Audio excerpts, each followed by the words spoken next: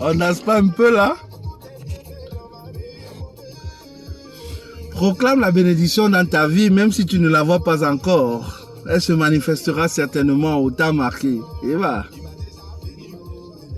Dieu bénit, oh, qui il veut. Il m'a déjà béni. Dieu t'a déjà béni. Yes.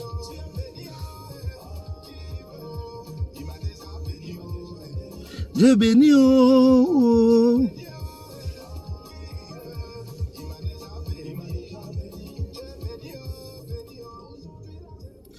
Bonjour, bonjour à tous. Bonjour à tous. Alors, je viens aujourd'hui déjà rendre grâce à notre Dieu qui nous a manifesté. Et je voudrais aborder une thématique qui signale très fort dans mon esprit. Vous savez, nous sommes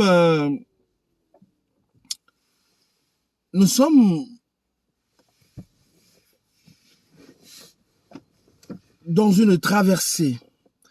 Nous vivons nous sommes comme dans une marche méditative. Et tout au long de notre marche, il y a des reliefs multiples. Des déserts, des plaines, des montagnes. Et l'un des déserts que nous rencontrons très souvent dans la vie, et je m'adresse à la jeunesse africaine, c'est les problèmes et les difficultés qui nous sont causés par nos géniteurs, nos parents. J'ai des jeunes qui m'ont fait part des situations difficiles à vivre. Et c'est de ça que je voudrais parler ce matin. Vous avez des jeunes qui ne savent pas à certains moments s'ils déshonorent le Seigneur parce qu'ils décident de se rebeller contre leurs parents, d'une part, ou alors ils se posent des questions quant à la nécessité de se soumettre à ce que leurs parents demandent ou attendent d'eux,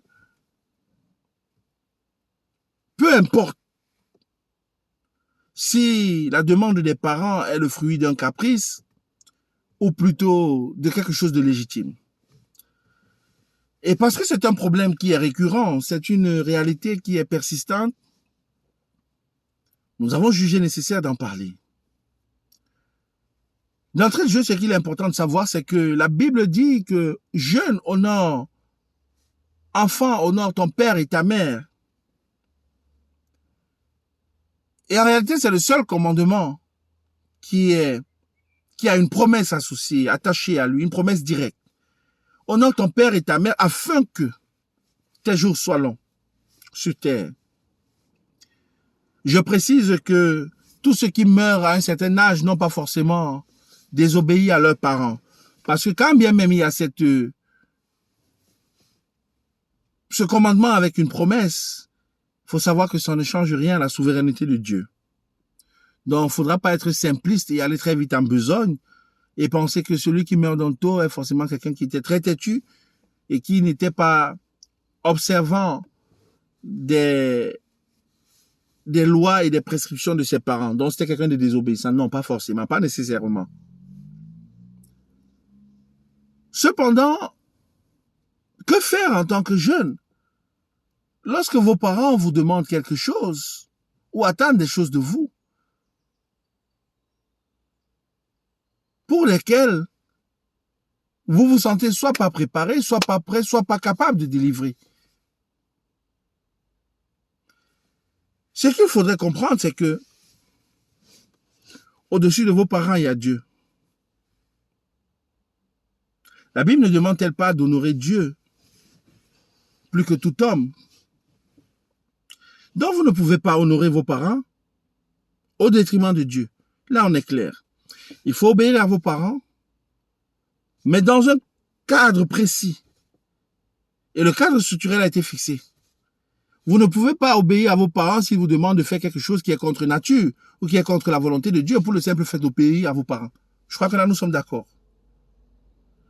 Vos parents ne peuvent pas vous demander de faire quelque chose qui, a priori, est contraire à la volonté parfaite de Dieu et vous vous y adonnez juste parce que vous voulez obéir à vos parents afin d'avoir de longs jours sur la terre. Qui l'a dit? C'est Dieu. Donc, il vaut mieux obéir à Dieu, qui est la source de vos parents, le créateur de vos parents et de vous-même, que d'obéir à vos parents si leur requête ou leur demande, leur doléance ne cadre pas avec la volonté parfaite de Dieu, avec la volonté de Dieu. Ça, c'est d'un. Mais le problème, c'est que ça ne se limite pas à ça. Sinon, ce serait très simple, la réalité, de résoudre l'équation. C'est que les parents, très souvent, lorsqu'ils se retrouvent dans un contexte précis, attendent un peu trop des enfants, ou demandent un peu trop aux enfants. Tu dois prendre soin de moi, tu dois t'occuper de moi, je t'ai mis au monde. Un peu comme si l'enfant avait demandé à naître. Un peu comme si il n'était pas de la responsabilité du parent de s'occuper de son enfant. Il faudrait qu'on soit clair là-dessus. Les enfants n'ont pas demandé à naître. Il n'y a pas d'enfants irresponsables, il n'y a que de parents irresponsables. À partir du moment où nous avons mis des enfants au monde, il est de notre responsabilité en tant que parents d'en prendre soin. Si plus tard, l'enfant devenu grand juge utile de prendre soin de ses parents d'une façon ou d'une autre, gloire à Dieu. Cette responsabilité de l'enfant vis-à-vis de son parent est en réalité une responsabilité morale d'abord avant toute autre chose. Et vous savez, lorsque les parents atteignent un certain âge, les rôles s'inversent, autant pour moi. Et parce qu'il y a une inversion des rôles, l'enfant se retrouvera en position de force, aide donc son parent qui est en relative position de faiblesse. Peut-être parce qu'affaibli par la vieillesse, parce que n'ayant plus certains revenus. Mais ça présuppose que l'enfant ait les moyens de le faire.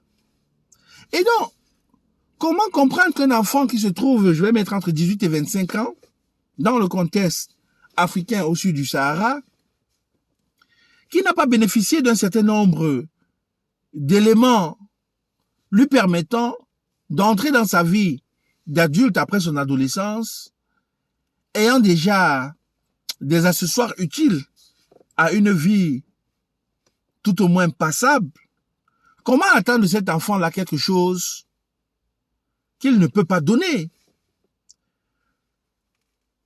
Pour des filles, ce serait comme leur demander d'aller se prostituer pour pouvoir ramener des dividendes de la prostitution et s'occuper de la famille. Est-ce que nous nous posons seulement la question de savoir ce qu'il adviendra de leur vie à elles, ces jeunes filles-là? Chers parents, j'aimerais que nous changions notre façon de faire. Dans d'autres sociétés, il arrive que des jeunes, lorsqu'ils ont 17 ans, 18 ans en général, aient un petit trésor de guerre qu'ils ont accumulé. Et avec ce trésor de guerre, ils peuvent se faire un permis de conduire, ils peuvent faire quoi d'autre? Ils peuvent payer les premiers loyers de leur domicile. Et donc, ils peuvent quitter la maison parentale, familiale, très tôt. Parce que disposant des ressources financières.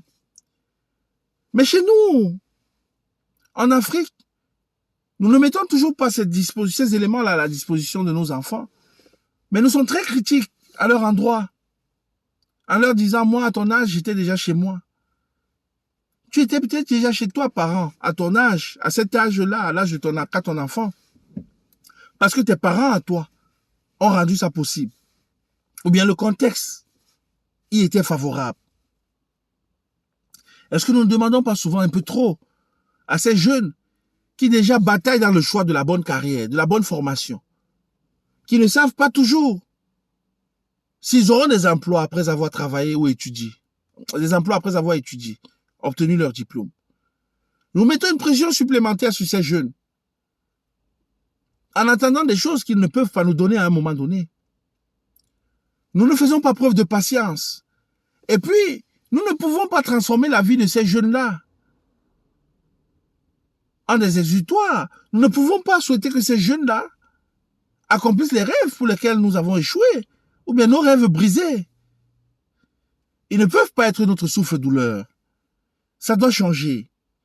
Nous ne pouvons pas, dans une société qui se veut belle, dans laquelle l'amour doit être célébré, dans laquelle l'intelligence doit être célébrée, dans laquelle les valeurs humaines doivent être prônées, nous ne pouvons pas mettre une telle pression sur les épaules de nos enfants. Ce n'est pas juste, ce n'est pas bien, ce n'est pas sain.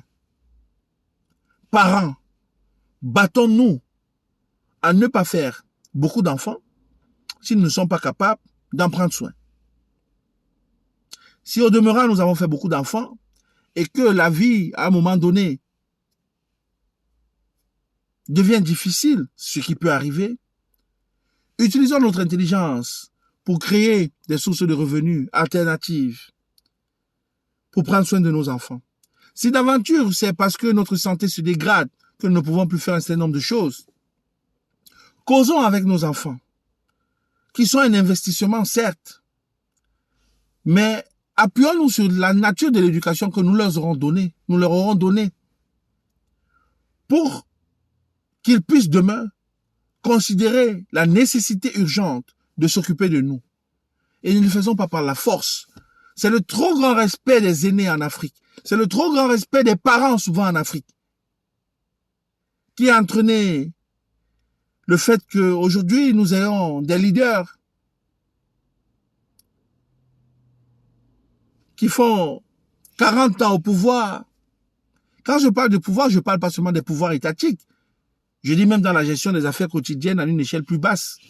Nous avons donc des gérontocrates qui ne lâchent pas et qui ne passent pas le témoin à la jeune génération. Oui, parce que nous avons trop respecté quelquefois ces générations-là.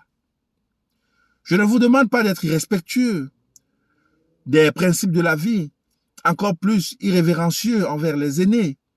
Non, je serai le dernier à vous le demander. Mais ce que je vous demande, déjà à vous, jeunes gens, c'est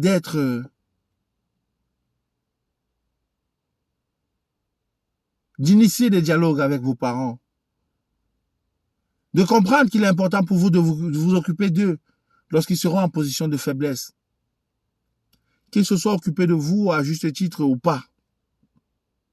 Ça, c'est un devoir moral.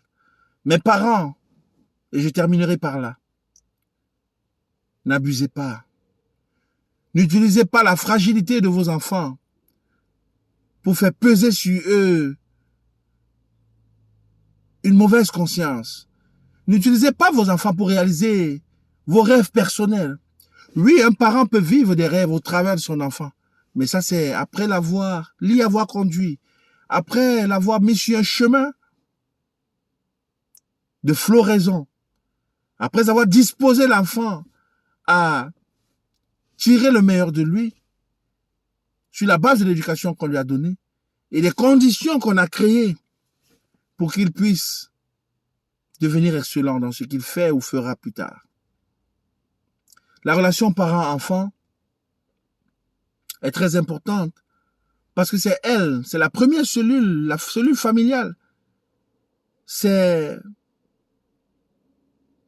cette cellule-là qui définit en fait l'équilibre à une échelle plus grande, notamment au niveau national. Si dans les maisons, les familles, on ne peut pas trouver cet équilibre-là, si ce jeu d'équilibre n'est pas régulé, eh bien, nous augmenterons aux problèmes de notre société au lieu de les résoudre. Si vous avez des questions, posez-les en commentaire. Abonnez-vous à notre page YouTube, Dr Compagnie Moulema. Nous abordons des thématiques médicales, sociales, spirituelles et nous partageons la connaissance. Nous la distribuons, nous la distillons afin de transformer chacun de nous en la meilleure version possible qui soit. pour servir l'humanité dans un concert, dans un élan collectif d'humanité partagée, Ubuntu. Que le Seigneur vous bénisse. Shalom.